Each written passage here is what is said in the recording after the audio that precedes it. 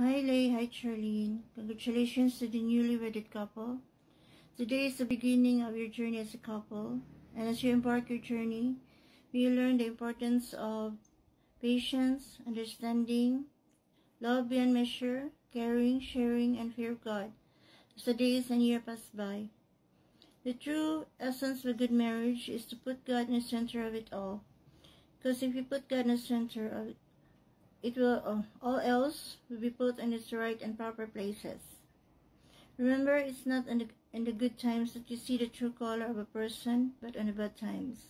Be sure that during these times you will accept them as who they are, like the day that you accept them in your marriage and in your marriage vows.